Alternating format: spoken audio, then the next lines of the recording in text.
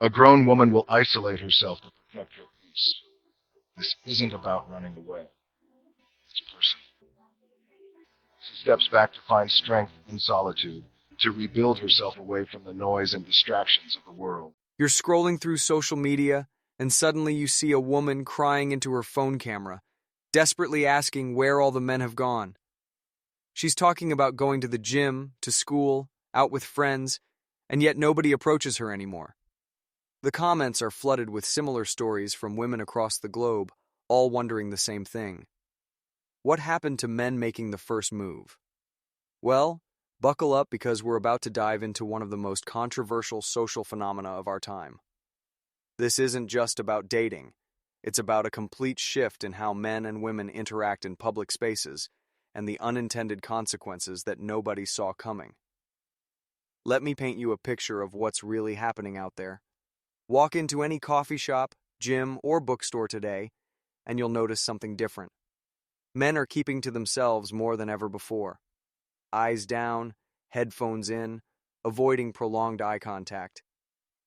They're not being antisocial by choice. They're protecting themselves from a social minefield that's become increasingly dangerous to navigate. Here's where it gets interesting. For years, we've been hearing a very clear message from women online. Don't approach me at the gym. I'm just here to work out. Don't talk to me at the grocery store. I'm just trying to shop. Don't interrupt me at the library. I'm studying. Don't hit on me at the bar. I'm just having fun with my friends.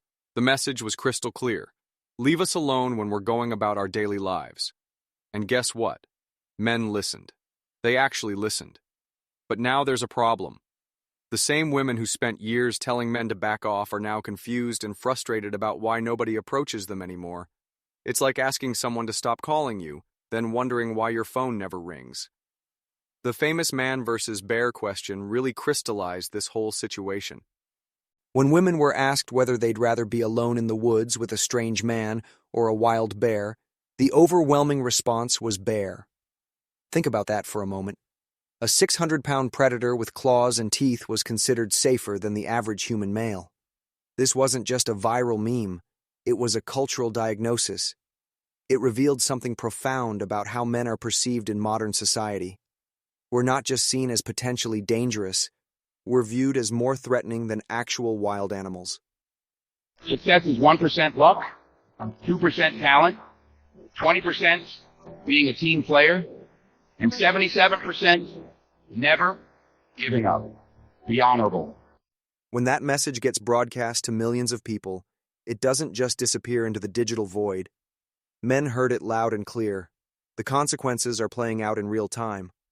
Marriage rates have plummeted to historic lows.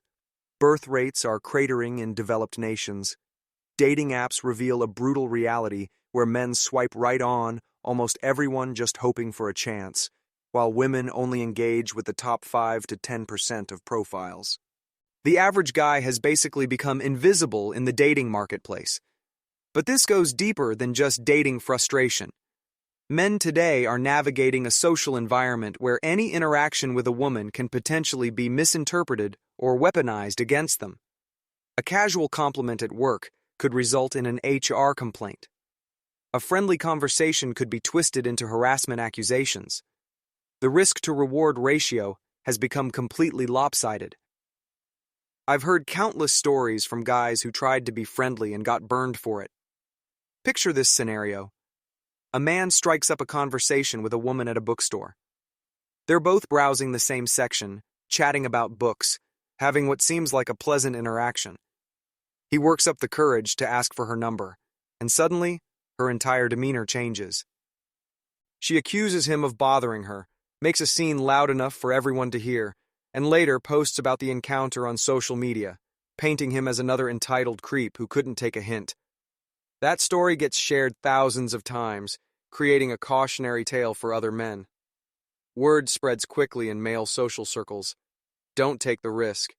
Keep your head down, mind your own business, and avoid potential problems altogether. The irony is palpable. Women fought for independence, for the right to exist in public spaces without being constantly approached or bothered. They won that battle decisively. But victory came with an unexpected cost. the complete withdrawal of male romantic interest from public life. This has created a fascinating paradox. The same culture that told men they were toxic for approaching women now wonders why nobody makes moves anymore. The same society that celebrated female independence is now puzzled by the loneliness epidemic affecting both genders. The data tells a sobering story. We're witnessing the collapse of traditional courtship patterns without any clear replacement system. Dating apps have created a brutal marketplace where only the most attractive men get attention, leaving everyone else struggling for scraps. Meanwhile, women in their 30s are discovering that the pool of available, quality men has shrunk dramatically. Many men have simply opted out entirely. When you're angry, stay silent. Don't waste your time with explanations. Sometimes silence is the best way to cope with your emotions. They're focusing on careers, hobbies, personal development, and friendships rather than trying to navigate the increasingly complex world of modern dating. Some call it going their own way, others just call it self-preservation. The workplace has become particularly treacherous.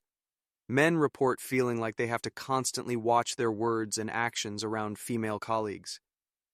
What used to be normal workplace banter now feels risky. Mentoring junior female employees has become complicated. Even innocent compliments about someone's professional achievements can be misinterpreted. This isn't about men being bitter or resentful. It's about basic risk management. When the potential downside of a misunderstood interaction can include social ostracism, career damage, or worse, many men have decided the smart play is simply to avoid the game altogether. The women posting those tearful videos online represent the canaries in the coal mine. They're experiencing the unintended consequences of a cultural shift that nobody fully anticipated. Years of messaging about male toxicity and the dangers of unwanted attention have succeeded beyond anyone's wildest expectations. Men have internalized these messages so thoroughly that they've essentially removed themselves from the equation. I am not angry. I am in pain. And you brought me here. Because you're supposed to love me more than anything. What we're witnessing is a massive social experiment playing out in real time. An entire generation is trying to figure out how to connect romantically in an environment where traditional approaches have been systematically discouraged or demonized. The old rules are gone, but new ones haven't emerged to take their place. The frustration is understandable on both sides. Women want to feel desired and pursued. It's a fundamental human need for validation and connection. But they also want to feel safe and respected in public spaces. Men want to meet women and form connections, but they also want to avoid being labeled as creeps or harassers. These competing desires have created an impossible situation where nobody wins. So where does this leave us? We're living through a historic shift in gender dynamics with no clear resolution in sight. The old social contract has been torn up, but we haven't written a new one yet. Both men and women are left frustrated, lonely, and confused about how to navigate this brave new world. The women crying into their cameras aren't just mourning the loss of male attention.